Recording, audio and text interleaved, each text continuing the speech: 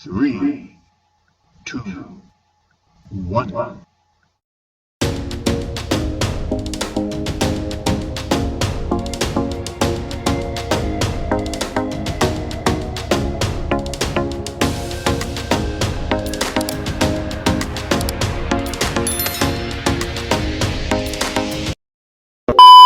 Halo, perkenalkan nama saya Averina Laratista. Saya dari kelas B dengan NIM 39.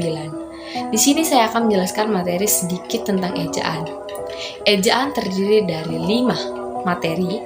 Yang pertama ada hakikat ejaan, yang kedua adalah sistem ejaan, ketiga adalah fungsi ejaan, yang keempat adalah sejarah ejaan, dan yang terakhir adalah perbedaan antara EYD dan ABI.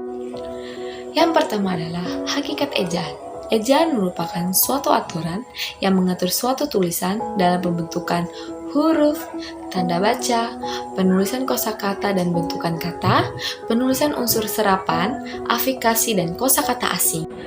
Yang kedua adalah sistem ejaan. Ditetapkan mengenai perlambangan suatu fonem, lambang tersebut disebut dengan huruf. Selain itu, ejaan juga mengenai ketetapan mengenai morfologi seperti kata dasar, kata ulang, kata majemuk, kata berimbuhan, dan partikel-partikel. Yang B adalah aturan mengenai cara menuliskan kalimat dan bagian kalimat yang menggunakan tanda baca seperti titik, koma, titik dua, tanda kutip, tanda tanya, dan tanda seru.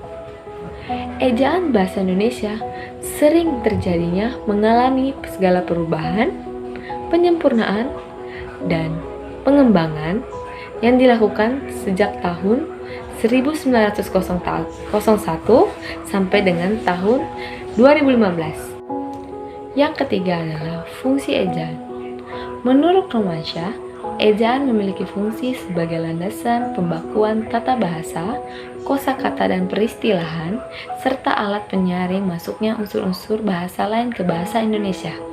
Selain itu, Mijanti pernah menyatakan bahwa pelestarian bahasa Indonesia perlu dilakukan agar kedudukan bahasa Indonesia sebagai identitas bangsa Indonesia semakin mantap.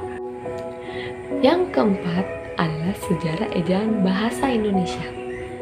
Sejarah ejaan bahasa Indonesia diawali dan ditetapkannya ejaan Van Ophuijsen pada tahun 1901. Ejaan ini menggunakan bahasa Latin dan sistem bahasa Belanda yang diciptakan oleh Charles A. Van Ophuijsen.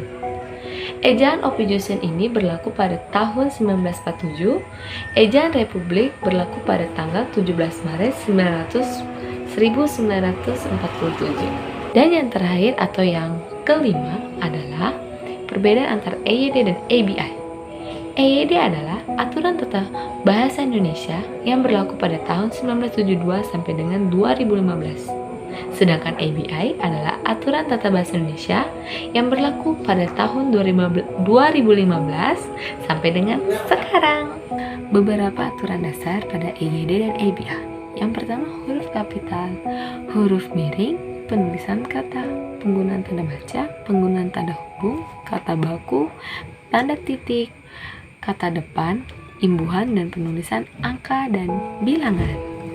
Nah, kalian sudah mendengarkan kan apa itu ejaan, mulai dari pengertian ejaan, fungsi ejaan, sejarah ejaan, terus sistem ejaan, dan perbedaan antara EYD dan ABI.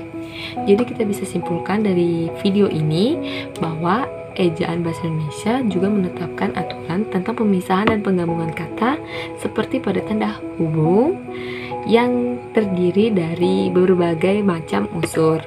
Contohnya deh, kita ambil dari kata keindonesiaan, di mana kita harus memahami dan mengaplikasikan komunikasi kita dengan bahasa Indonesia dengan baik dan benar supaya orang-orang bisa memahami bahasa Indonesia kita dengan baik dan benar. Sekian dari saya. Semoga video ini bermanfaat bagi kalian.